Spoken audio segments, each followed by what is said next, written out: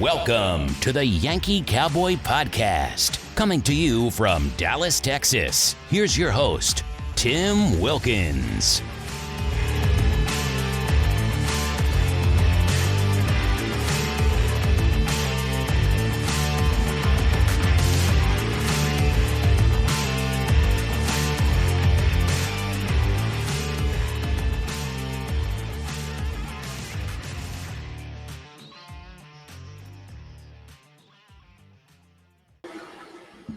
Ladies and gentlemen, welcome to another episode of the Yankee Cowboy Podcast. I'm your host, Tim Wilkins, and I'm also joined by the co-host that should not be named, but is named every single week.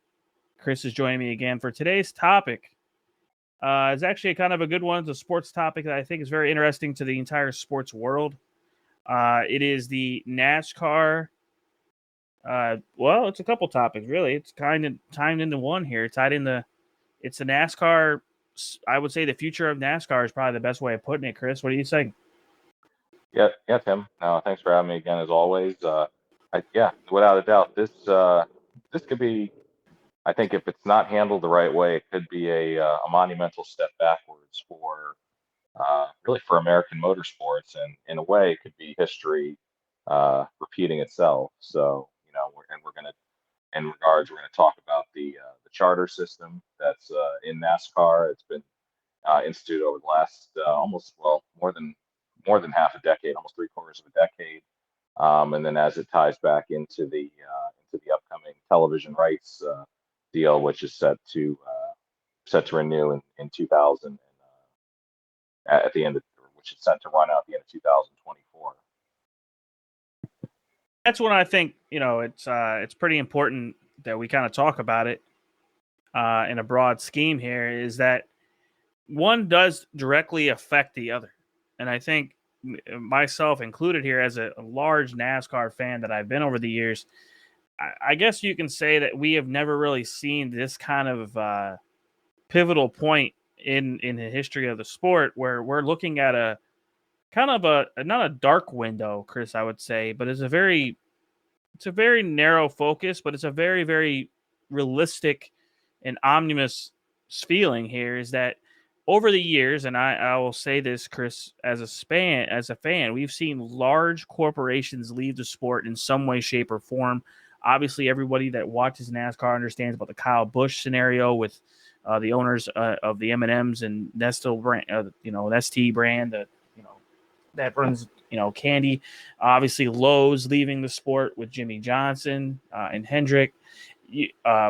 Exalta, used to be known as DuPont, has really, really widely downsized their operation over the period of time. A lot of big corporations are no longer investing into the sport of NASCAR. So what you're seeing, and obviously, Chris, that's another conversation, but I think it kind of dwells into the media deal, which we can kind of go into when we kind of pivot to that, because this system that we're talking about, ladies and gentlemen, is the charter system, which just came about, I would say, Chris, you say within the last 5 years, give or take, probably around 2014. 2016 was the first year.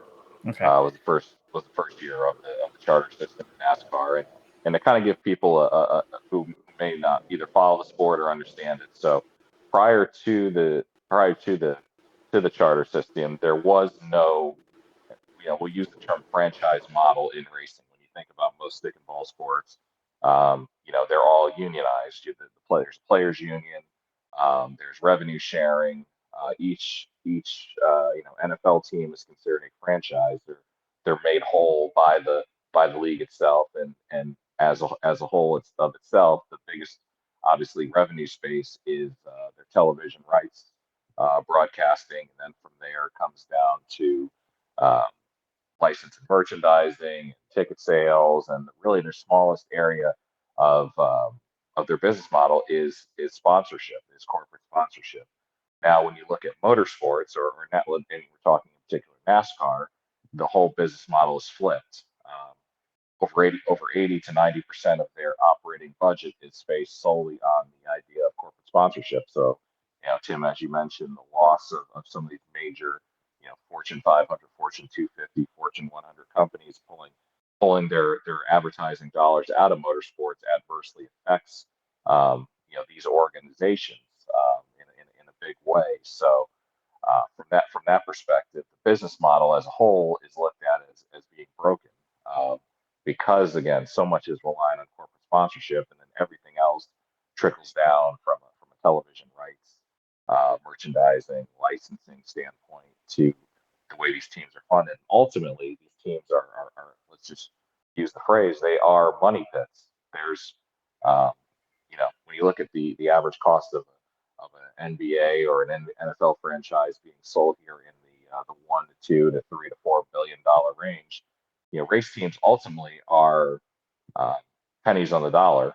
The equipment itself is really just pennies on the dollar. There's really not a ton of intrinsical value that is brought into these race teams. So to segue back, this charter system was instituted in 2016 as a way to provide value to these teams. So if a person wanted to invest in motorsports, the charter system, which we don't, as fans, we don't have a full broad perspective of everything that is included in the charter system, but there is a guarantee of several $1,000,000 for these teams that have a charter.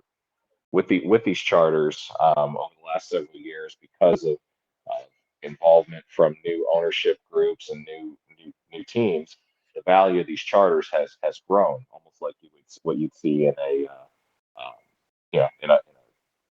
in a property, if you were to buy property or buy something. Big span. You've seen it. You've seen it in the last 5-10 years with NHL. The amount of expansion teams and movement you saw in the NHL with obviously the Seattle Kraken, and things like that. I think, Chris, what I want to kind of guide and talk about, and not to cut you off here, is really the last couple times we've seen these. We saw this recently with Chip Ganassi leaving the entire sport and of NASCAR. He has not left motorsports. He still obviously owns an IndyCar team and et cetera. But there's obviously value of the race team involved here. But what you're seeing is something unique in the sport that I don't think. So the article we're going to talk about here is this last week. A top group of NASCAR team owners skipped a meeting with series officials.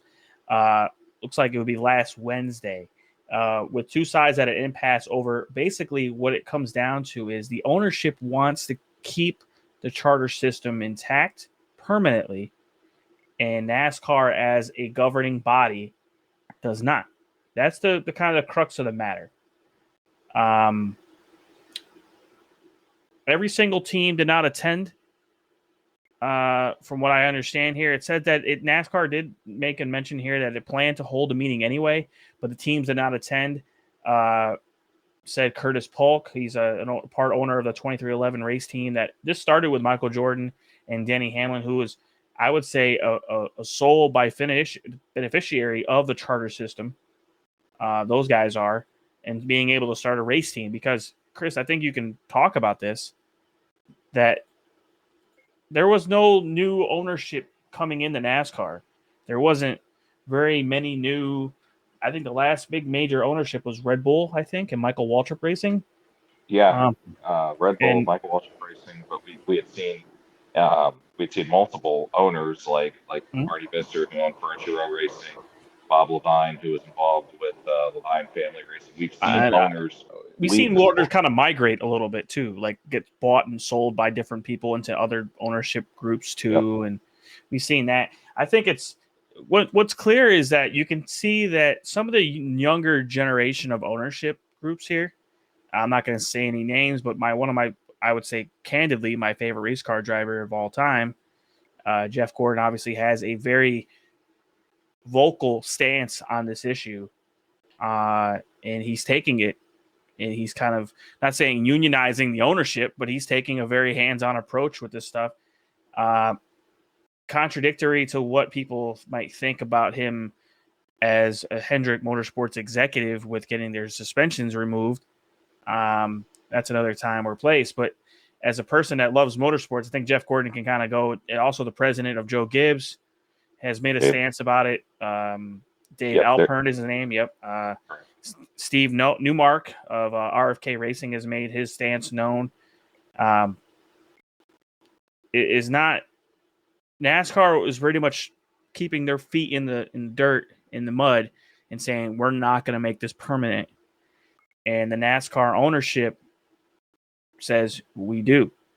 So what I think what it comes down to is also the owners went public last October with their frustrations as well, considered a broken business model in which racetracks and NASCAR make the bulk of the money and teams are forced to fund their organizations through outside sponsorship, which as a whole, as a governing body, I think NASCAR has kind of gotten head over their own as they outside their pants in this situation, because you've seen this on the lower levels of NASCAR and auto racing as well, with other types of cars, late model, wheel and tour mods. Other series have actually starting to prosper now, because they're not governed by NASCAR in a sense. Cars, tour, and stuff like that. I mean, I hate to say it, but like you're starting to see a resurgence of local racing that is not due to the part of Chris. What I'm getting at here is because of NASCAR, the governing body. Let me one quick thing about that. Even though those series, all those series itself, I think you mentioned the Cars Tour might be the only exception. All those series itself are sanctioned under the NASCAR bar mark, so they're all considered. That new tour that's out on Thursdays now. What's it called? It used to be on CBS, or it still is on CBS, right? No, not SRX is a totally different thing. But when you mention like the Wheel and Modified Tour, all those different series are under the NASCAR blanket, and then in turn that many of the tracks they compete on are part of what's called the NASCAR Advanced Auto Parts Weekly Series, which all those tracks are sanctioned by NASCAR, have a license with NASCAR itself.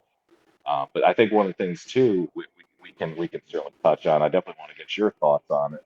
Is when we look at the business model itself, and yes, we've seen new investments for the Chip Ganasty's of the world who sold their charters. We're able to recoup not all the money that they've spent in sport, but recoup some bit of funds by the buying and selling of these charters. And I think one of the things we could tell people as well is Denny Hamlin's podcast, the Actions Detrimental, which I think is one of the best podcasts. He lays it out really, really well what these owners are truly dealing with right now in NASCAR, and really where reason for this this boycott or sit out of this meeting was that they feel like, and you touched on it, Tim, is that they feel like that NASCAR, which is still controlled by the France family, is not negotiating in good faith. And ultimately, they feel like if something needs to get done, it needs to be Jim France and Lisa France Kennedy at the table to make negotiations. Now, if the France family ultimately does not want to keep the charters, what will be their recant to make these teams whole, and that's the biggest problem. Because, and we could touch, we can move on and talk about it. Well, it's going to tie into the next topic, but I think generally speaking here, and I as a sports fan, we watch other sports do this as well and have grown entirely.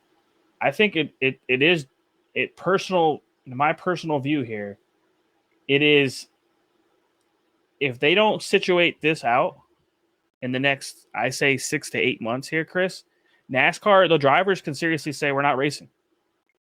And I know the TV rights deal is going to be the next topic we talk about here, but all this ties into money. Okay, ladies and gentlemen, the sport of NASCAR is not cheap to drive. NHRA is the same example of this. Okay, they don't call these things don't go down the racetrack or drag strip for free. They cost money. It costs people salaries, equipment. Which, by the way, with NASCAR now having what I like to call basically it's cookie cutter on cookie cutter racing. It's stock cars supposedly could be, unless you're Hendrick Motorsports that can cheat and get away with it all the time. Even as a Hendrick Motorsports fan in the 90s, this is a whole different part of cheating that I can't seem to understand or fathom. But not going to go down that topic today because I just feel it's a detriment to racing as a whole. But to me, when you watch these bigger sports, these larger brands, Chris, I think, okay, look at Home Depot, very large entity, Lowe's, Nestle, Granger, 3M barely has investment in the sport now. Some of these large conglomerates, Chris, that used to be really big into the sport, no longer here, or have a very low payout. Miller Coors. No offense to the Penske counterparts there, but it seemed like, I mean, I'd rather have Miller Coors on my car than Bud Light right now. Just saying.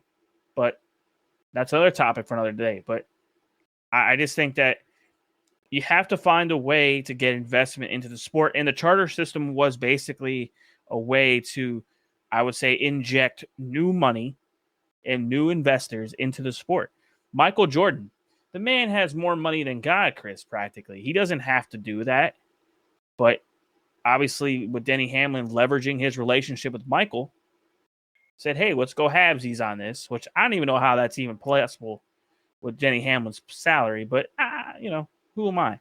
But they make a race team. Justin Marks, I believe it's Justin Marks, right? Not David Marks. Right. Yep. Justin Marks. Right. Now, let's talk about this for a second. Chip Ganassi, I feel like, not saying he's an elder statesman of the sport, but he really is an elder statesman of the sport because he obviously has multiple vested interests across multiple motorsports series. And when he, I guess you could say, purchased, they merged with Earnhardt, DEI.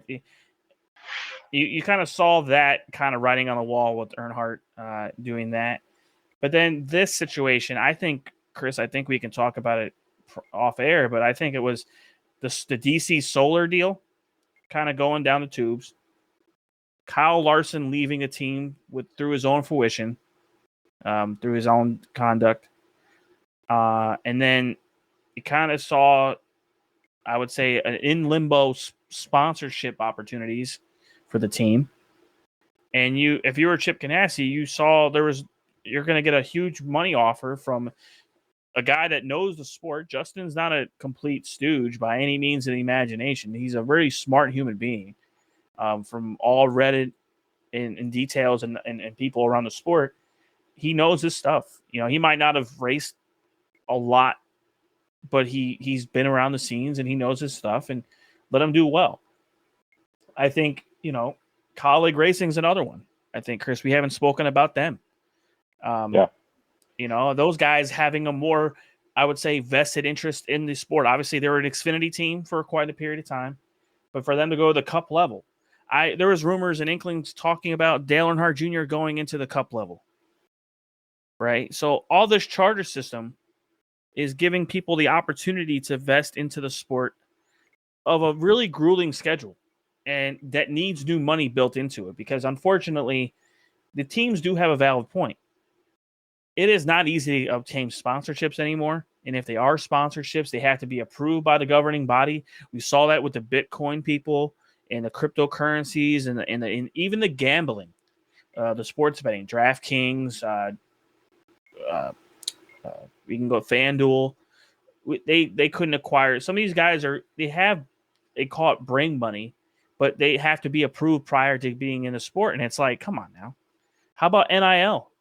NIL in college is I think we just saw it with the Pat McAfee show today, Chris, where governing and sanctioning bodies have too much overreach into the expansion of the sport and how it goes, but they want these guys to be outgoing, and to acquire their own success. So it's a kind of equilibrium here. Like, I think NASCAR is really not doing anyone any favors. And you make a really good point, because not only from a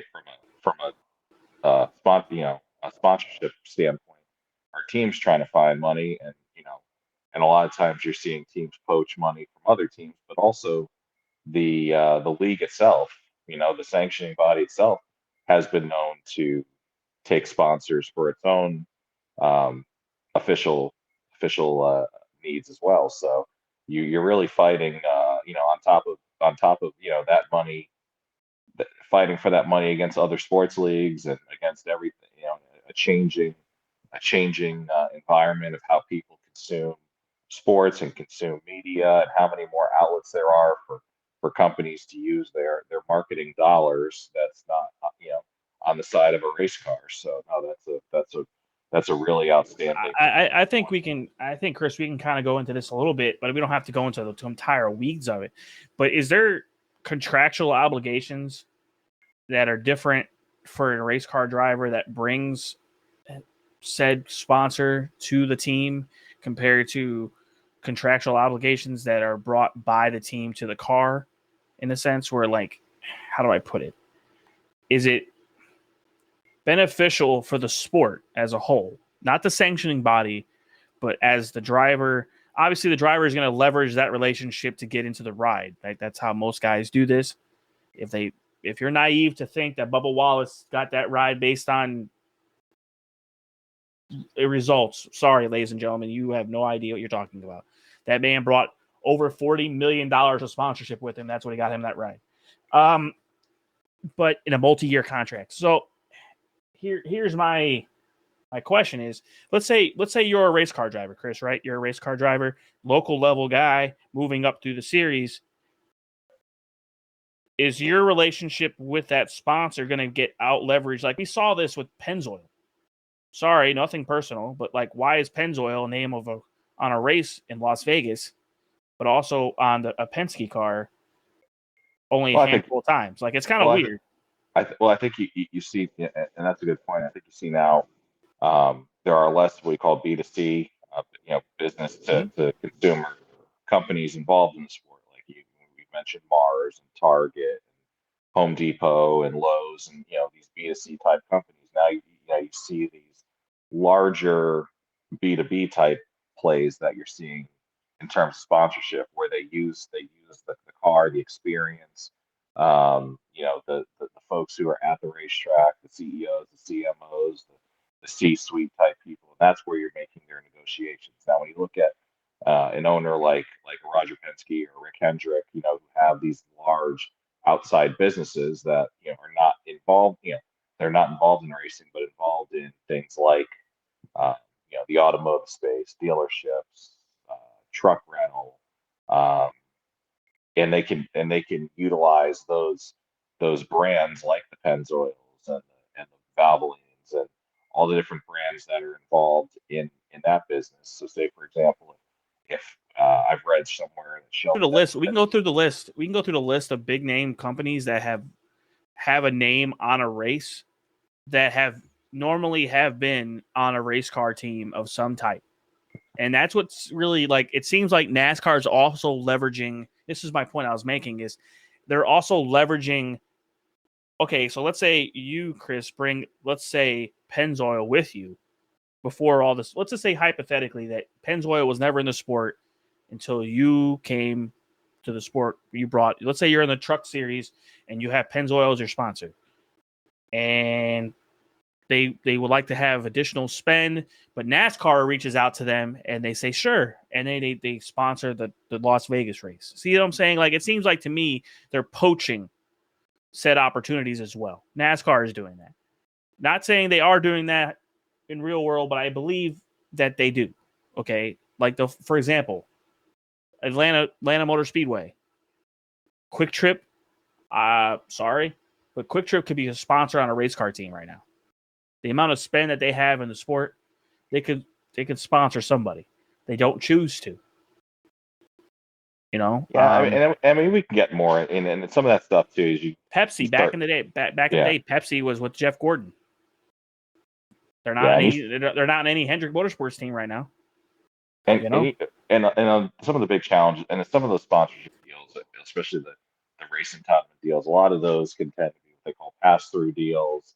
But I think one of the challenges for any sport, but especially especially in motorsports, is that whenever you have a CEO or CMO or an upper level management change, one of the first things that they do when they come in is they look at every line item of where they're spending money. And um, unfortunately, for a lot of these big corporate sponsors, or these big companies that have left the sport, um, it's because a CEO comes in and looks at every line item and says, well, this doesn't seem like a good utilization of our marketing dollars, and that is that is written off.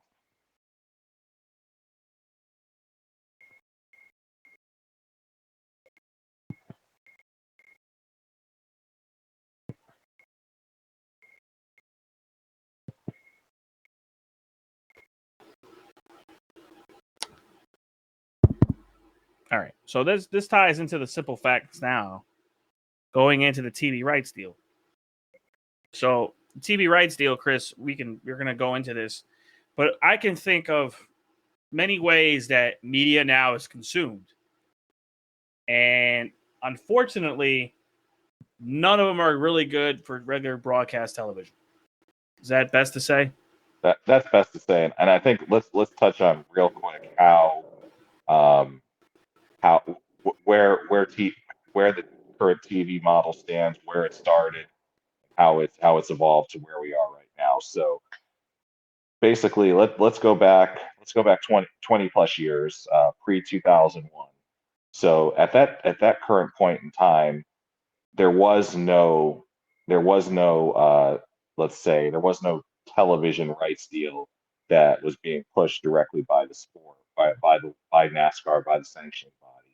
At that time, all the racetracks, so every individual facility, unless they're under a big conglomerate, all did their own television rights. So at that time, I think we had CBS, we had TNN, TBS, um, NBC had just started getting involved. So you had, if Yeah. you wanted to Don't watch forget Speed NASCAR, Channel now. That was great. Speed Channel and was phenomenal. even before Speed Channel, no, even before that, but before that you had about five. If you wanted to watch NASCAR, then Winston Cup racing, there were about 5 or 6 different stations you could watch it because all their television, ESPN was involved. I should mention, um, they had their own television. The facilities itself had their own television contracts. So move into 2001, which was the big kahuna when NASCAR finally worked with all the racetracks and said, "Hey, we need to put this under one umbrella. We can't all be out here pitching our own television contracts. We need to all be under one roof." So that's what brought in the original television contract, which with Fox and with NBC and Turner Sports, where they split the season down the middle.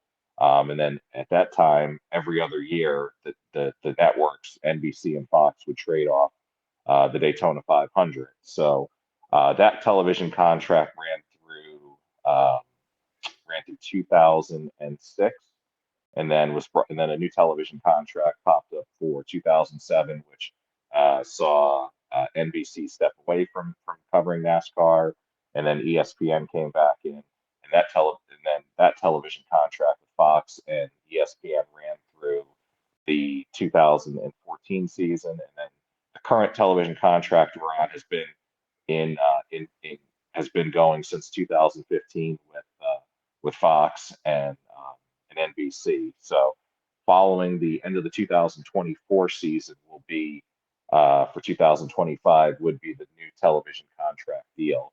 The current television deal is valued at $8.4 billion. So roughly each year is roughly about $1 billion a year that these networks are paying um, for live NASCAR content.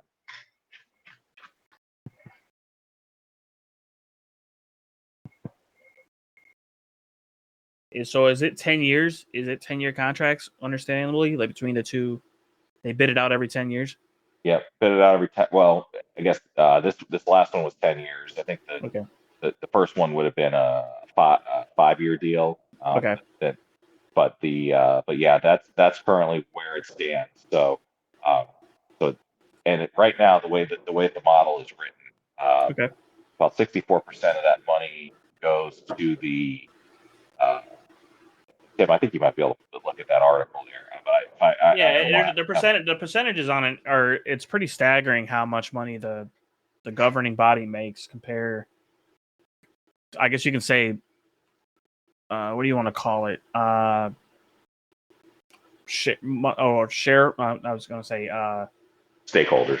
Stakeholders, yeah, the stakeholders in it have certain percentages that they are obligated to concede or to receive from said right media deal. But like it's just, to me, Chris, I hate to say we're going to go down to the weeds of this here, but like the stakeholder here, it's very highly leveraged towards NASCAR as a governing body. It's not a very owner-friendly deal. So I see where these guys are saying, let's, you got to give us a little bit of control here. And if that's the hill that they're willing to stand on, in a sense, to kind of, I would say, broadly get it accomplished, where it's an equal rights deal, where it's, I'm not saying money wise. I think money can be moved around, percentages and things like that. But overall, it's definitely a heavy. NASCAR gets a good percentage. Obviously, the owners get their payout, but like there's, I would say, a discrepancy that can be investigated on, or maybe there's some. I would not say a discrepancy, but I would say there's some opportunities there for the ownership to actually make more than they do now currently. And I think you look at it from owner's perspective. Absolutely. And you say to yourself, listen, we put the show on. We're the face of this sport. Without us, there is no racing. So we should be the best compensated of anybody here, or most heavily compensated here, because without us, there is no racing. Which I completely understand. I think another frustration is the fact that these tracks get such a large cut of the revenue. It's like, but there seems to not be, and there are certain tracks that we've seen heavy investment in development or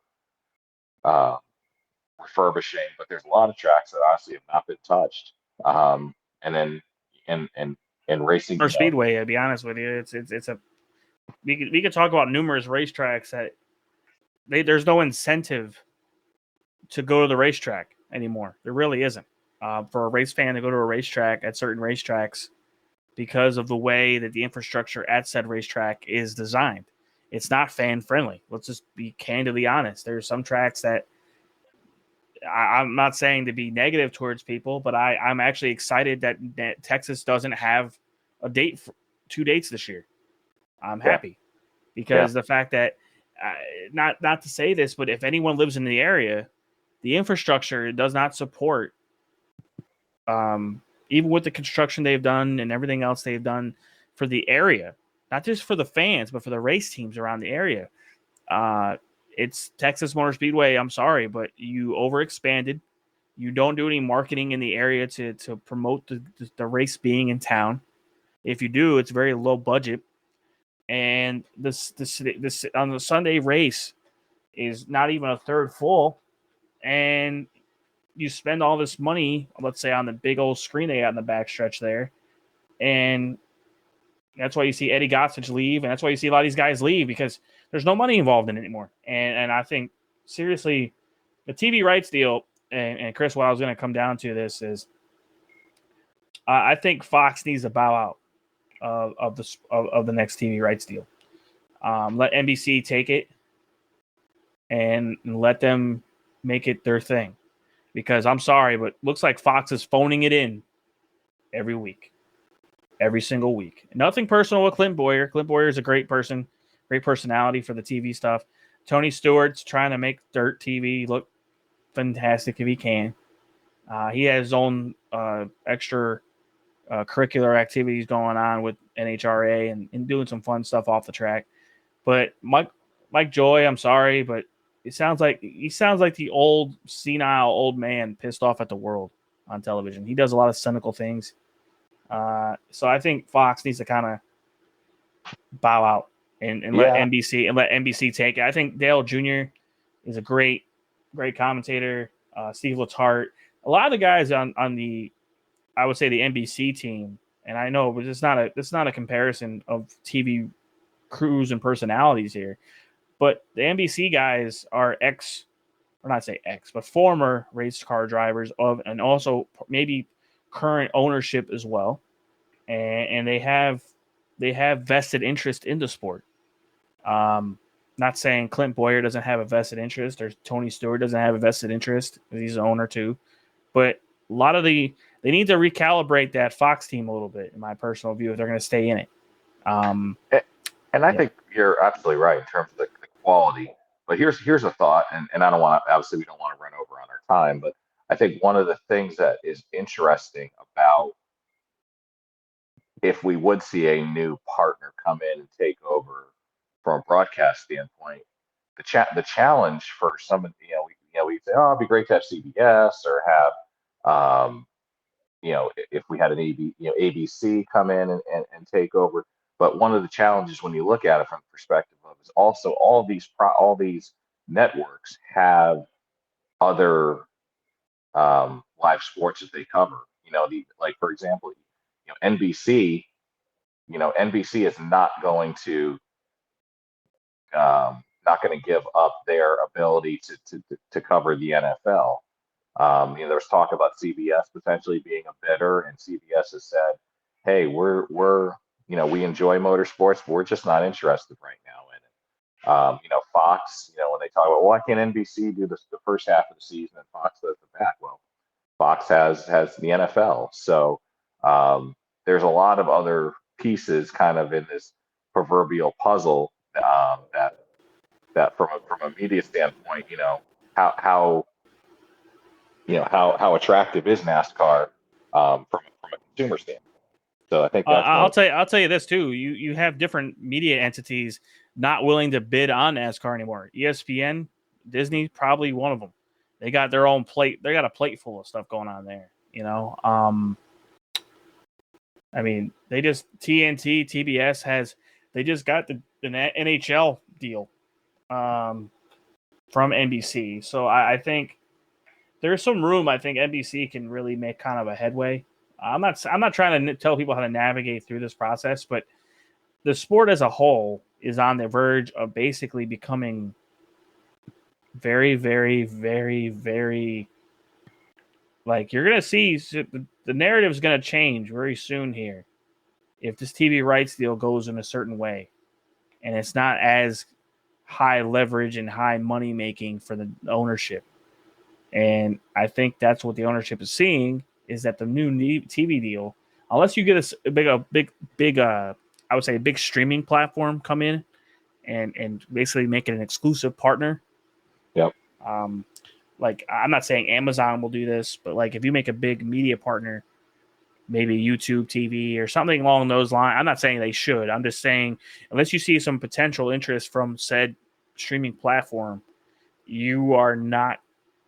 The ownership team's got basically a NASCAR. They could basically say, "Hey, we're not going to go to the tracks. We're gonna work a reduced schedule. We're only going to work. We're going to do 12 races this year. That's what we're going to bring to the track." Well, then, I'm not saying that's going to happen, but out of 36 weeks a year, let's say we're going to cut it down to half. Just say half a schedule, right? You bring only half a schedule, and then the TV partners are going to be like, "Well, we don't want NASCAR anymore." And then it's all about the leverage. So I think realistically, Chris, between the charter, I would say, disagreement, there's some opportunity there. If NASCAR also start negotiating in good faith with some of the profit sharing, as they call it, I think overall we can start seeing some headway and some movement down the line on the TV rights deal.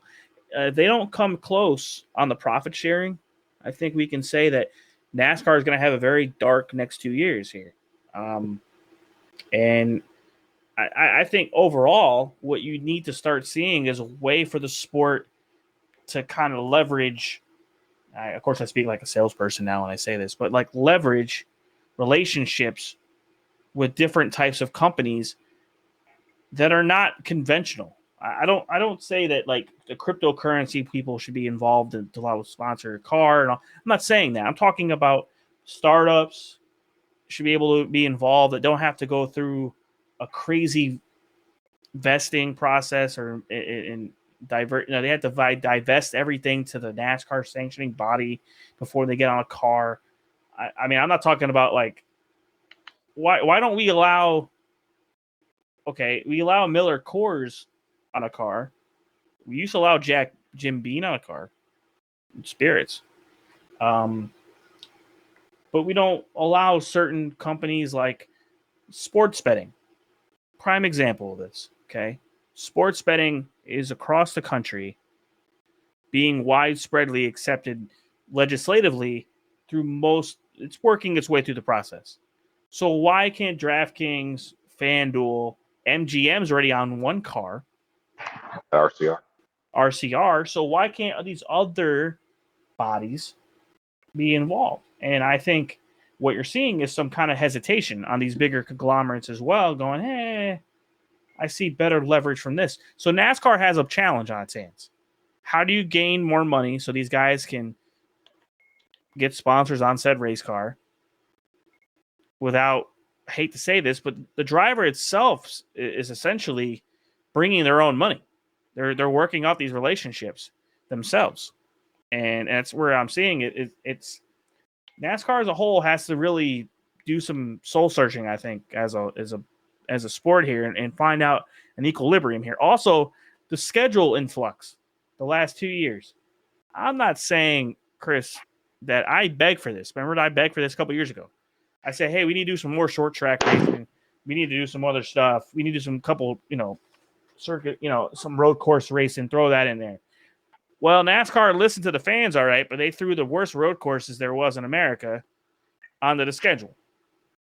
And they even built a street circuit in Chicago where you can get shot at wire race in a 200-mile-an-hour race car.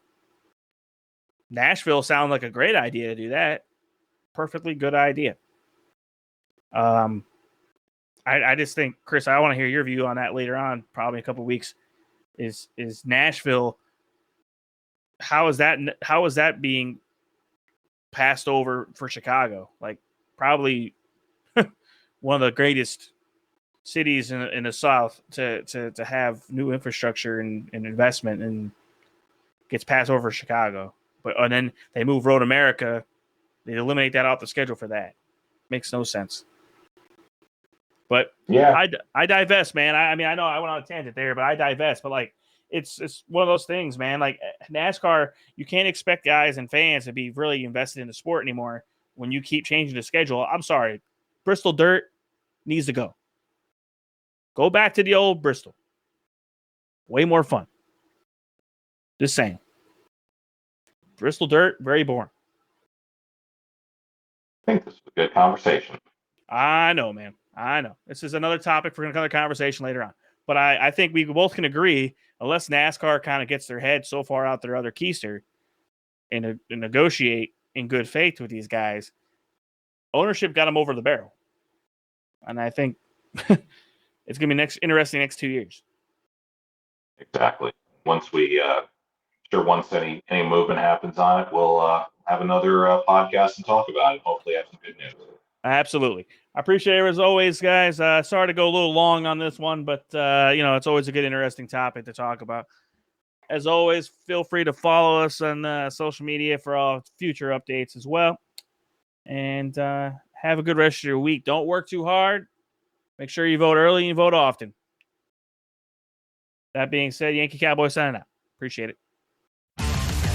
Thank you for listening to the Yankee Cowboy Podcast. Feel free to follow us on social media via Twitter, Instagram, or Facebook.